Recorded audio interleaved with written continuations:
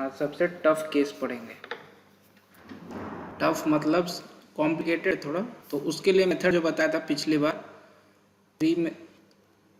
Three steps था।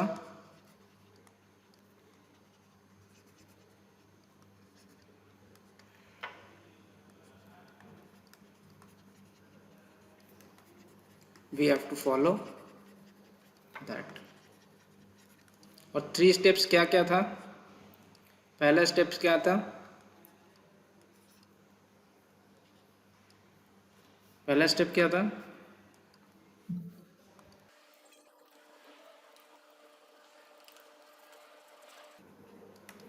Decide the initial position. Second step क्या था? सरफेस इंक्लिनेशन देखेंगे कि सरफेस HP से कितना इंक्लाइंड है या VP से कितना इंक्लाइंड है, क्वेश्चन में दिया रहेगा। और थर्ड स्टेप क्या था? Edge inclination. ठीक है, तो ये तो आप लोगों को सबको पता हो चल गया होगा ना कि ये वाला स्टेप और इस पे डिपेंड करता है सेकंड स्टेप पे। अभी तक जो जो केस पढ़े हैं उसमें आपको ये तो पता चल गया ना कि पहला स्टेप सेकंड स्टेप पे डिपेंड करता है, हाँ या ना? ठीक है, अब जो हम केस पढ़ेंगे ना उसमें आपको ये भी पता चलेगा कि पहला स्टेप इस पे भी डिपेंड करता है, सेकंड स्टेप पे भी डिपेंड करता है, थर्ड स्टेप पे भी डिपेंड करता है। तो क्वेश्चन में आपको एक ऐसा कंडीशन दिया रहेगा कि सरफेस इंक्लिनेशन दिया रहेगा और एज इंक्लिनेशन भी दिया रहेगा। ठीक है, इन दोनों के बेसिस पे हम लोग डिसाइड करेंगे कि हमारा ट्रू शेप कौन से व्यू में दिख रहा है।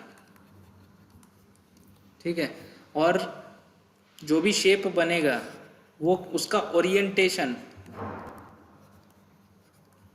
कैसे रखा है वो डिपेंड करेगा, इस पे डिपेंड करेगा, एज इंक्लिनेशन पे डिपेंड।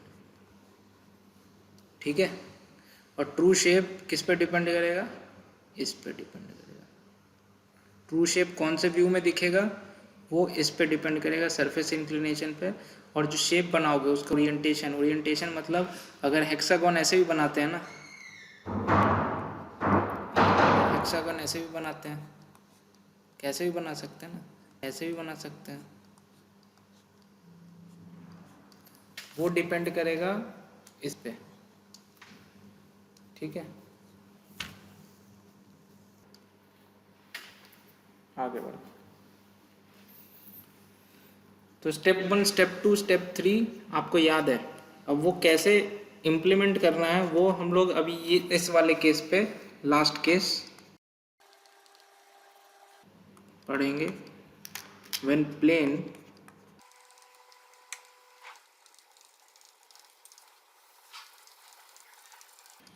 इसका मतलब क्या होता है ना, plane incline to both the planes का मतलब क्या होता है कि या तो सरफेस, एक तो दिया रहेगा कि सरफेस, इसका मतलब बता रहा है सरफेस इंक्लाइंड टू HP और VP दिया रहेगा, एंड एज या साइड, उसका कोई एक एज या साइड दिया रहेगा इंक्लाइन टू HP और VP। ठीक है, ये दिया रहेगा। ठीक है, अब यहाँ पे ध्यान देना, ये सबसे इम्पोर्टेंट चीज़ बताने जा रहे हैं आपको। ठीक है,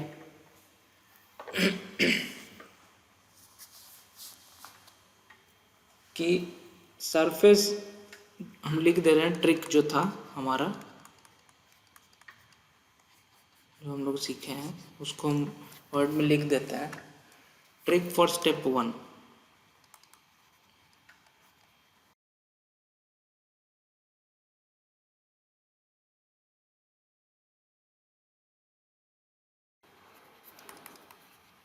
पिछले क्लास में क्या बताया था कि अगर सरफेस इंक्लाइंड है आपका HP से, सरफेस या प्लेन HP से इंक्लाइंड है तो हम HP पे पहले रख देते हैं, बताया था।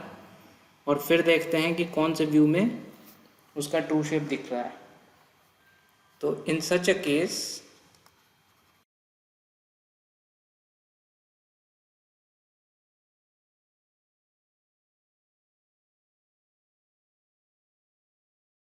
अगर सरफेस एच पी से इंक्लाइंड है तो हम लोग पहले क्या करते हैं, एच पी पर रख देते हैं और फिर देखते हैं कि उसका ट्रू शेप कौन से व्यू में विजिबल है। तो हमें पता चलता है कि हम टॉप से देखेंगे तो उसका टॉप व्यू में पूरा ट्रू शेप दिखेगा सरफेस का। जब एच पी पे रखा रहेगा तो ट्रू शेप कहाँ से दिखेगा, टॉप से। जब टॉप से दिखेगा तो हमने टॉप व्यू में अगर ट्रू शेप दिख रहा है तो हम लोग सबसे पहले टॉप व्यू बनाएंगे, उसके बाद ही आगे बढ़ेंगे। वीपी के लिए मैं नहीं लिखूंगा, वीपी के लिए समझ जाना, ठीक है। फिर क्या है, जो एज इंक्लिनेशन है उसके लिए जो ट्रिक है, अगर क्वेश्चन में आपको दिया रहेगा एज या सरफेस का एज या साइड वीपी या एचपी से इंक्लाइंड दिया रहेगा, तो आप जो फर्स्ट स्टेप में ट्रू शेप बनाएंगे, अभी आपको जो बोल रहा हूँ बस सुन लो, समझ में आ जाएगा जब क्वेश्चन एक बनाएंगे तो जो ट्रू शेप बनाए हैं आप लोग, मान लो आप बनाए हो सरफेस, ये बनाए हो ना, ट्रू शेप बनाए थे पिछले क्लास में। तो अगर एज इंक्लाइंड दिया हुआ है, कोई भी एक एज दिया होगा ना कि इसका एक ये वाला एज या एक मिनट ये वाला एज या ये वाला एज या ये वाला एज, कोई भी एक एज इंक्लाइंड है किससे, वीपी या एचपी, किसी भी प्लेन से अगर इंक्लाइंड दे दिया है, कोई भी एज किसी भी प्लेन से एचपी से इंक्लाइंड दिया हो या वीपी से इंक्लाइंड दिया हो, उससे मैटर नहीं करता है। कोई भी एज किसी भी एचपी या वीपी से इंक्लाइंड दे दिया है तो उस एज को क्या लिखेंगे, अब जो लिखेंगे वो देखिए। अब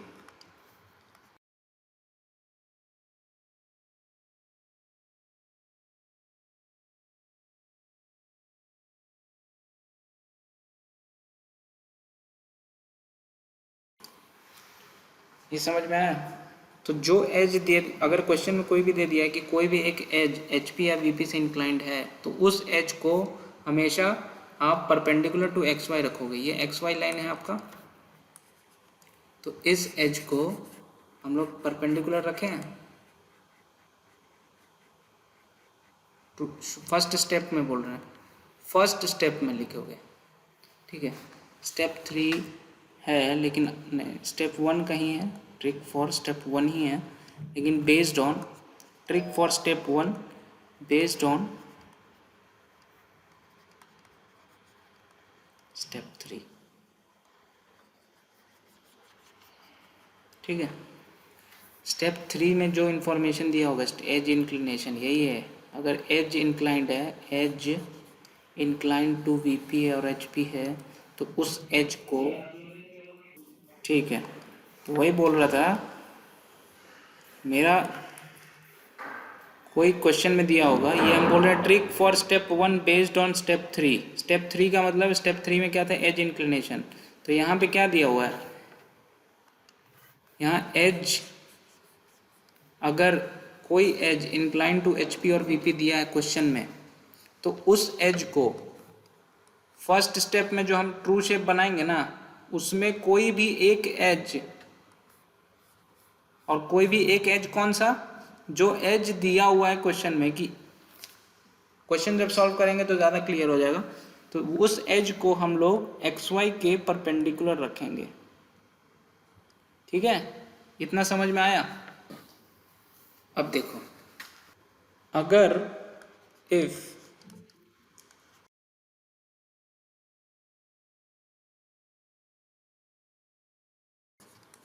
अगर क्वेश्चन में दिया है कि हमारा सरफेस जो है वो रेगुलर पेंटागन है, तो पेंटागन कैसे बन सकता है, रेगुलर पेंटागन दो तरीके से बन सकता है।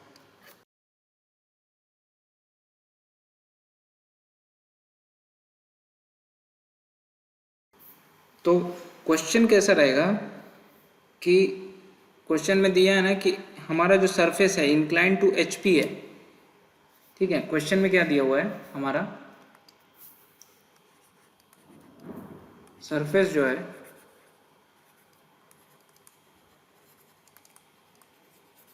इंक्लाइन टू एच पी है एंड एज, अब एज दे दिया है ना, तो वन ऑफ द एज होगा, ठीक है, कोई एक एज होगा, इज इंक्लाइन टू वीपी। तो ये हमारा ये वाला केस है, लास्ट केस। लास्ट केस क्या लिखे थे हम? Plane incline to both planes. Both planes का मतलब क्या हम बताए थे? Surface incline to H P या वीपी और edge incline to H P या वीपी, ठीक है, समझ गए?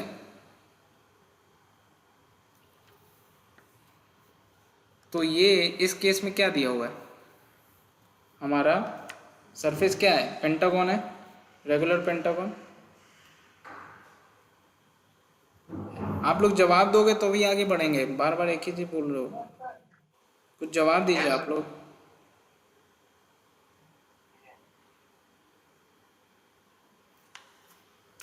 ठीक है, तो सरफेस अब यहाँ पे दे दिया, ये दो इन्फॉर्मेशन दे दिया ना आपको, सरफेस इंक्लाइन टू एचपी है और एज इंक्लाइन टू वीपी है। अब ये बताओ कि हम लोग टॉप व्यू से बनाएंगे, क्वेश्चन इतना दे दिया, हम समझ लो। आप मेरा क्वेश्चन ये है कि हम टॉप व्यू बनाएंगे पहले कि फ्रंट व्यू बनाएंगे पहले, ठीक है? तो ये बताइए, ये जो सवाल है, यहाँ जो सवाल लिखे हैं हम अभी, ये वाला सवाल, इसके बेसिस पे पहले कौन सा व्यू बनाएंगे?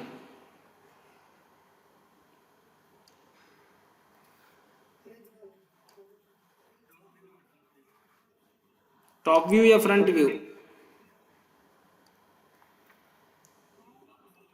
टॉप व्यू बनाएंगे। टॉप व्यू बनाने के लिए ये इन्फॉर्मेशन इतना काफ़ी है, ठीक है? अब सवाल आता है कि पेंटागन तो टॉप व्यू बनाएंगे हम लोग, टॉप व्यू मतलब एक्स वाई के नीचे में फर्स्ट एंगल प्रोजेक्शन बना रहे हैं, तो एक्स वाई के नीचे में बनेगा टॉप व्यू, है ना? अब सवाल होता है कि ये वाला बनाएंगे कि ये वाला बनाएंगे पेंटागन, ठीक है? तो ये इसका इंफॉर्मेशन यहाँ से पता चलेगा, edge is incline to VP, ठीक है? ठीक है, इसका इंफॉर्मेशन यहाँ से पता चलेगा। मैं ये बताया था ना यहाँ पे कि सरफेस इंक्लिनेशन ट्रू शेप किस व्यू में बनेगा, उसका इंफॉर्मेशन कहाँ से मिलता है? इससे, ठीक है? अब उसका ओरिएंटेशन, वो ऐसे बनेगा कि ऐसे बनेगा कि ऐसे बनेगा, उसका इंफॉर्मेशन कहाँ से मिलेगा? इससे, ठीक है? तो यहाँ पे देखो,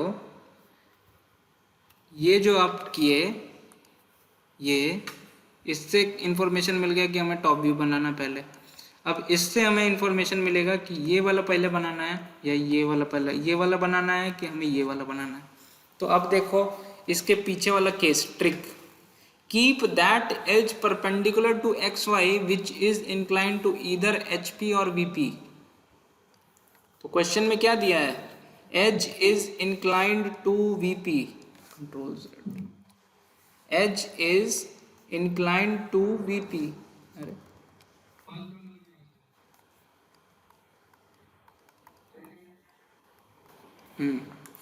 तो कौन सा बनाएंगे आप लोग बताइए?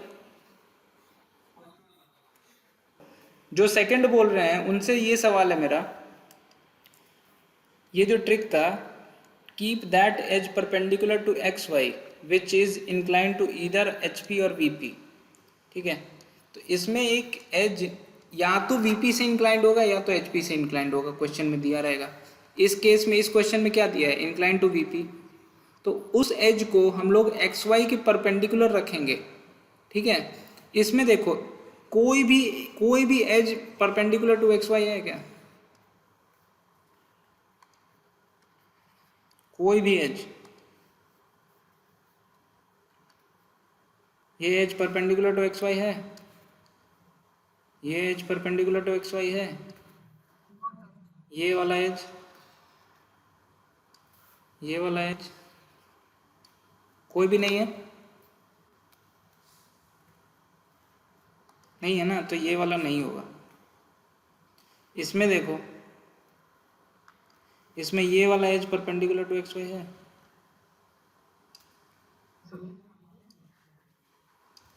आपको क्या बताया था?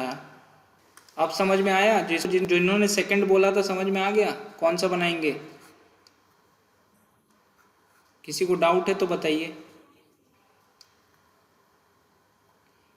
ठीक है, अब आप बता सकते हैं। अब एक चीज़ आप बता सकते हैं मुझे, यही क्वेश्चन में अगर हेक्सागन होता, हेक्सागन तो यहाँ पे है नहीं है,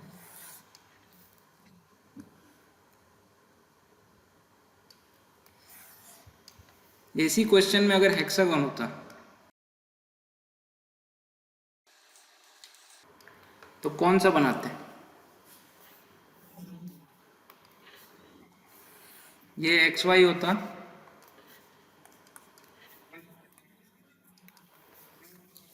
दोनों बन सकता है।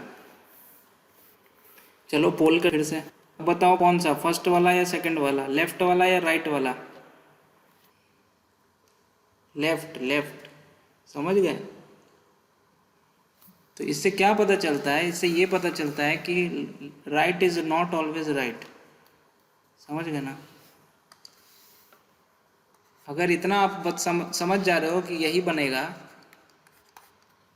लेफ्ट वाला, तो आप सही ट्रैक पे हो। प्रोजेक्शन ऑफ प्लेन्स आपका ऑलमोस्ट 80% सीख गए हो। जो 20% बचा है अब क्वेश्चन बना के सीखना। फंडा आप सीख चुके हो, बस 20% आपको अब क्वेश्चन पढ़ना सीखना है। How to read questions, how to interpret questions and draw, ये मेन है। अब ये 20% अगर नहीं आता है आपको तो 80% फालतू है, किसी काम का नहीं है, अगर 20% नहीं आता है तो। ठीक है, चलो ये भी सीख लेते हैं अब।